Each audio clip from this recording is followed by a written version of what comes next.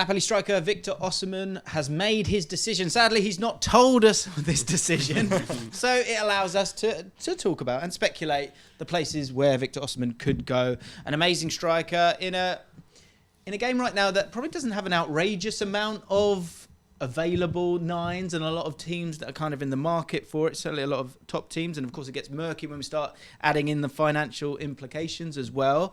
But we're going to have some fun and talk through the possible options, and he says that his decision is made. That doesn't mean he's staying, doesn't it? That means he's going, right? I'm pretty sure that means he's going. That means he's going, just to be clear. Okay, good.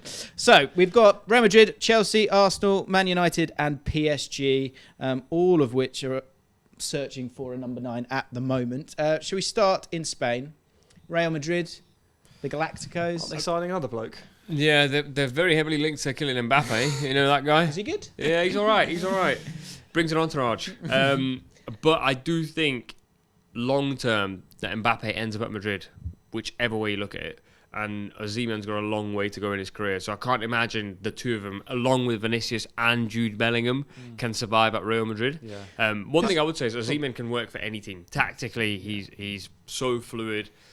He's got every asset in the game to be the striker Madrid need, and also some of the other teams we're going to talk about. But Madrid don't, or maybe cannot, have another player. I know you need quality and you need depth when you're a top team. And ultimately, the way it is that if maybe Mbappe were to go down, they would need someone who have incredible quality to step in for a length of time. So assuming Mbappe joins Real Madrid, that is. Yeah. But surely, with Mbappe wanting to play off the left, Vinicius there, Rodrigo there, Bellingham basically plays as a striker nowadays anyway. Do they really have the ability to keep everybody happy here and keep Osimhen? Joselu, he'll be fuming at this news as well, I'm sure. Him, yeah.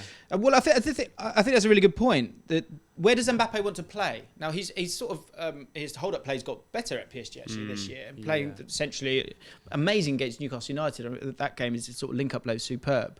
But is his future sort of staying in a central role, or is he? How do you fit him and Vinicius Junior, let alone Victor Osimhen? He never seems to want to play up front, does he? Because he wants to play off someone. I think if he could take Olivier Giroud around with him for the rest of his life, not just in football pitches, but every cafe he visits, every bank he goes to, just for the assist, just a bit of help either way, that'd be lovely. And managed to be a good wingman as well. Yeah, for sure. Well, it might be too. Yeah, actually, could be the worst wingman. Actually. Yeah, That's absolutely. Depends. But Mbappe doesn't seem to want to be that focal point player. I think because he wants to play off that player. He wants everybody to gather around that guy, and then he gets the knock on or the little pass here to the side, and he gets to isolate players, use the space on the wings. There's no space in the middle of the park, right? Mbappe wants space to use, so playing up front is not something that he really likes doing. Yeah, I don't think this fits for me really, and for Osimhen as well. I think what I really like about Osimhen is those sort of runs that he makes. I think his movement is probably his greatest asset personally, as much as obviously his finishing is wonderful. So with Bellingham and those guys, it just doesn't really work for me. Let's go to the Premier League. Chelsea, Arsenal and Man United. Start with Man United. Any chance? Højlund? Take a seat on the bench. Yeah, 74 million for Højlund. He can't just now be like Osimhen's sidekick. Like, it just cannot happen. You can't be in a situation like that. I mean, you could end up playing two up front. We don't often see that anymore, but you could see Osimhen and Højlund. But then what do you do with Rashford and Anthony? It's a weird world we've got now. Where before, back in the day, you'd have Man United would have 4 strikers, and now just 2 feels like a little bit too much. Because what about Højlund? You're going to need more than one quality striker.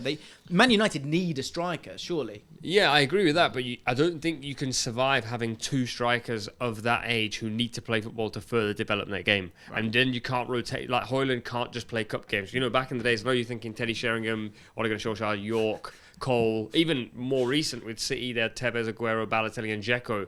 You could rotate because Dzeko was happy to play in the FA Cup. Højlund at 74 million is not going to want to play just in the FA Cup. We might not have a choice, and Man United need to get better really, really quickly, and one of the easiest ways for them to do that is to buy one of the best number 9s in world football, because they've been trying to do that for a few years.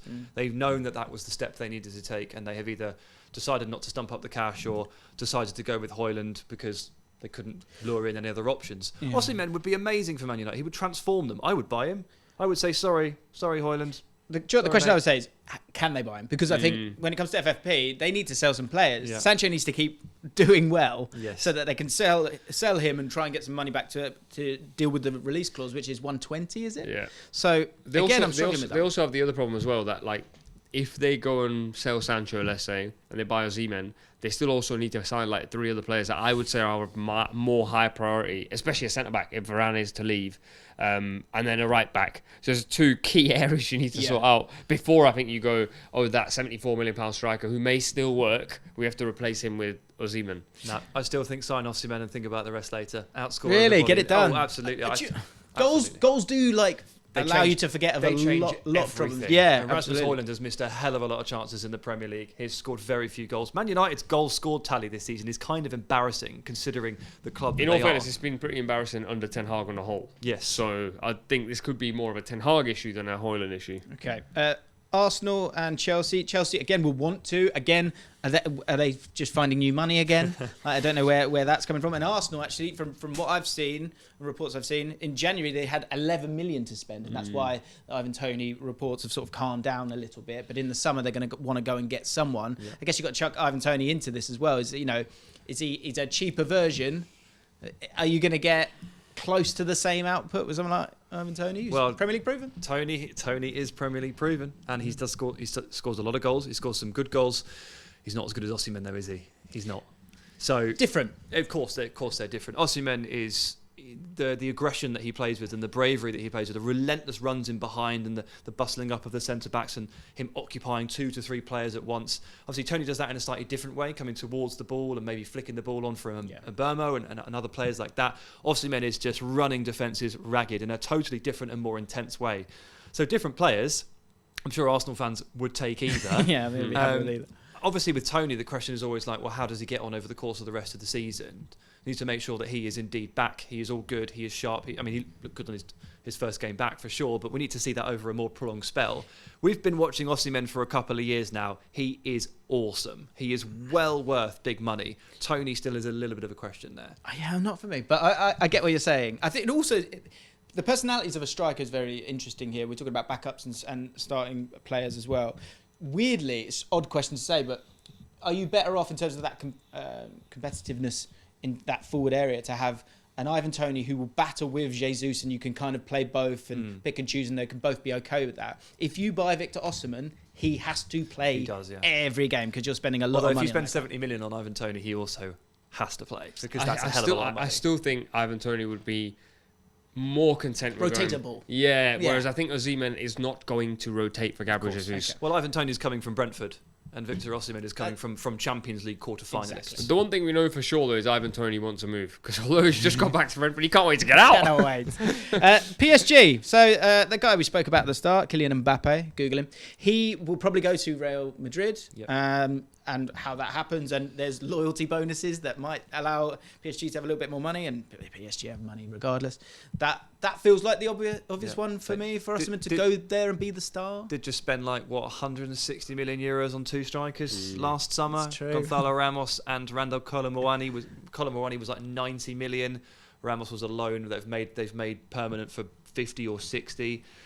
So what does that say to them? After if they go ahead and go, you know what, Osimhen, we'll take you for 120. But you are losing Mbappe. You are, but you're losing a left winger, right? He's playing through the middle at the moment.